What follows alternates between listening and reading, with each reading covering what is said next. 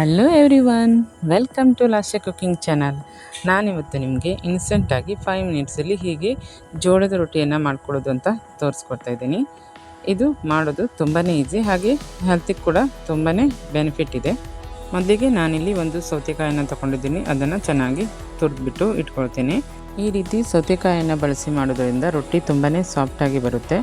ಹಾಗೆ ಇದು ಆರೋಗ್ಯಕ್ಕೂ ಕೂಡ ತುಂಬಾ ಒಳ್ಳೆಯ ಒಂದು ವೆಯ್ಟ್ ಲಾಸ್ ರೆಸಿಪಿ ಅಂತಲೇ ಹೇಳ್ಬೋದು. ಶುಗರ್ ಇರೋರು ಕೂಡ ಈ ರೀತಿ ರೊಟ್ಟಿಯನ್ನು ಮಾಡಿ ತಿಂದರೆ ಶುಗರ್ ಕಂಟ್ರೋಲ್ ಕೂಡ ಆಗುತ್ತೆ. ನೋಡಿ, ಇದು ಈಗ ತುರಿದು ರೆಡಿಯಾಗಿದೆ. ನೆಕ್ಸ್ಟ್ ಇಲ್ಲಿ ನಾನು ಒಂದು ಮಿಕ್ಸಿಂಗ್ ಬೌಲನ್ನು ತಗೊಂಡು ಅದಕ್ಕೆ 1 ಕಪ್ಪಷ್ಟು ಜೋಳದ ಹಿಟ್ಟನ್ನು, ಹಾಗೆ ತುರಿದಂತಹ ಶುಂಠಿ ಹಾಗೂ ಚಿಕ್ಕದಾಗಿ ಕಟ್ ಮಾಡಿರುವಂಥ ಈರುಳ್ಳಿ, ಹಾಗೆ ಅರ್ಧ ಹಸಿಮೆಣಸು, ಹಾಗೆ ತುರಿದುಕೊಂಡಿರುವಂಥ ಸೌತೆಕಾಯನ್ನು ಕೂಡ ಸೇರಿಸ್ಬಿಟ್ಟು ರುಚಿಗೆ ತಕ್ಕಷ್ಟು ಉಪ್ಪನ್ನು ಕೂಡ ಸೇರಿಸಿ 1/4 ಟೇಬಲ್ ಸ್ಪೂನಷ್ಟು ಜೀರಿಗೆಯನ್ನು ಕೂಡ ಸೇರಿಸ್ಬಿಟ್ಟು ಚೆನ್ನಾಗಿ ಮಿಕ್ಸ್ ಮಾಡ್ಕೊಳ್ತಿದ್ದೀನಿ. ಈ ರೀತಿ ಒಮ್ಮೆ ಚೆನ್ನಾಗಿ ಮಾಡ್ಕೊಂಡಾದ ನಂತರ ಬಿಸಿ ನೀರನ್ನು ಇದಕ್ಕೆ ಸೇರಿಸಬೇಕು. ಈ ರೀತಿ ಬಿಸಿ ನೀರನ್ನು ನೀವು ಸೇರಿಸಿ ಮಿಕ್ಸ್ ಮಾಡೋದ್ರಿಂದ ರೊಟ್ಟಿ ತುಂಬಾ ಸಾಫ್ಟ್ ಆಗುತ್ತೆ. ಹಾಗೆ ನೋಡಿ, ಈ ರೀತಿಯಾಗಿ ಚೆನ್ನಾಗಿ ಚಪಾತಿ ಅದಕ್ಕೆ ನಾವು ಅದನ್ನು ಹಿಟ್ಟನ್ನು ಕಲಿಸ್ಕೊಳ್ಬೇಕು. ಸ್ವಲ್ಪನೇ ನೀರನ್ನು ಹಾಕಿಬಿಟ್ಟು, ಅದು ಬಿಸಿ ನೀರನ್ನೇ ಹಾಕಿಬಿಟ್ಟು ಚೆನ್ನಾಗಿ ಈ ರೀತಿಯಾಗಿ ನಾದ್ಕೊಂಡು ರೆಡಿ ಮಾಡಿಟ್ಟು 2 ಮಿನಿಟ್ಸ್ ರೆಸ್ಟಲ್ಲಿ ಬಿಡಬೇಕು. 2 ಮಿನಿಟ್ಸ್ ಆದ ನಂತರ ಈ ಸಾಫ್ಟಾಗಿ ಬರುತ್ತೆ. ಅದನ್ನು ನಾನು ಒಂದು ತವಾದ ಮೇಲೆ ಎಣ್ಣೆಯನ್ನು ಸವರಿಬಿಟ್ಟು ಅದನ್ನು ಈ ರೀತಿ ಸ್ಪ್ರೆಡ್ ಮಾಡ್ಕೊಳ್ತಾ ಇದ್ದೀನಿ. ಎಷ್ಟು ತೆಳುವಾಗಿ ನಿಮಗೆ ಈ ರೀತಿ ಸ್ಪ್ರೆಡ್ ಮಾಡೋಕ್ಕಾಗುತ್ತೋ ಅಷ್ಟು ತೆಳುವಾಗಿ ನೀವು ಮಾಡ್ಕೊಳ್ಬೋದು.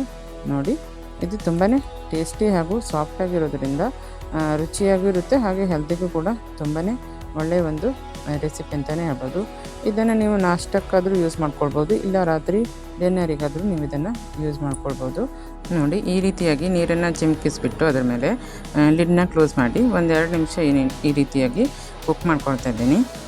ಒಂದು ಕಡೆ ಚೆನ್ನಾಗಿ ಕುಕ್ ಆದ ನಂತರ ಇನ್ನೊಂದು ಕಡೆ ಅದನ್ನು ಟರ್ನ್ ಮಾಡಿ ಬೇಯಿಸ್ಕೊಳ್ತೇನೆ. ನೋಡಿ, ಎಷ್ಟು ಈಸಿಯಾಗಿ ಬರ್ತಾಯಿದೆ ಅಲ್ವಾ. ನೆಕ್ಸ್ಟ್ ಅದನ್ನು ಟರ್ನ್ ಮಾಡಾದ್ಕೊಳ್ಳೆ ಇನ್ನೊಂದು ಸರಿ ಮುಚ್ಚಳವನ್ನು ಮುಚ್ಚಿ ನಾನು ಅದನ್ನು ಮತ್ತೆ 2 ನಿಮಿಷ ಮಾಡ್ಕೊಳ್ತೀನಿ. ನೋಡಿ, ಈ ರೀತಿಯಾಗಿ ಅದನ್ನು 2 ಕಡೆ ಚೆನ್ನಾಗಿ ಬೇಯಿಸ್ಕೊಂಡ್ರೆ ಸಖತ್ತಾದಂಥ ಒಂದು ಜೋಳದ ರೊಟ್ಟಿ ರೆಡಿಯಾಗುತ್ತೆ. ಈ ರೆಸಿಪಿ ಇಷ್ಟವಾದಲ್ಲಿ ನೀವು ಕೂಡ ಮನೇಲೊಮ್ಮೆ ಟ್ರೈ ಮಾಡಿ ಅಂತ ಹೇಳ್ತಾ, ನಮ್ಮ ಲಾಸ್ಯ ಕುಕಿಂಗ್ ಚಾನಲನ್ನು ಸಬ್ಸ್ಕ್ರೈಬ್ ಮಾಡ್ಕೊಳ್ಳೋದನ್ನು ಕೂಡ ಮರಿಬೇಡಿ.